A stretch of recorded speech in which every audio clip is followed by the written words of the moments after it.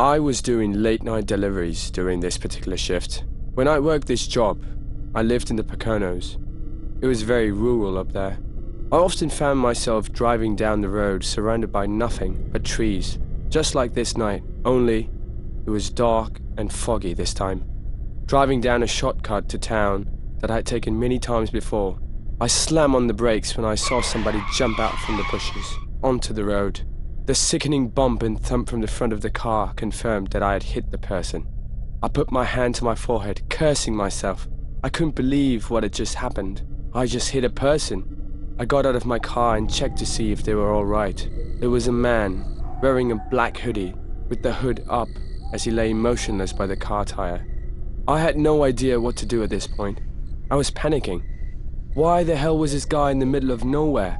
Why did he jump in front of my car? And then things got weirder. I could hear a scream for help coming from the woods to the left of me. Somebody was in trouble. I looked at the man I hit with my car. He was still on the ground, motionless. For whatever stupid reason, I thought it was okay to leave the man behind to go into the woods. I moved in the direction I heard the scream originally come from, hoping to hear another, but it was just total silence, except for the night creatures making their sounds. "Where are you?" I yelled out. It was at that moment I heard the sound of a foot crushing the leaves on the ground.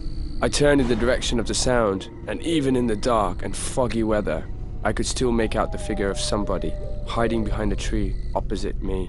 I ran as fast as I could back to my car, looking back constantly to make sure I wasn't being followed. When I got back to my car, the man I had hit was gone.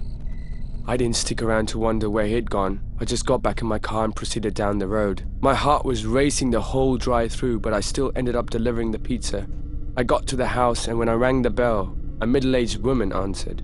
After paying, I noticed that her eyes focused on something behind me, and then she asked me, "They let you guys have delivery partners now?" I was confused and asked her what she meant, and she told me, "You got someone with you in your car." I felt a pain in my stomach as I turned and saw somebody sitting in the backseat of my car. I called the cops using the woman's phone, and they arrived shortly after, but the person in the backseat of my car was already gone.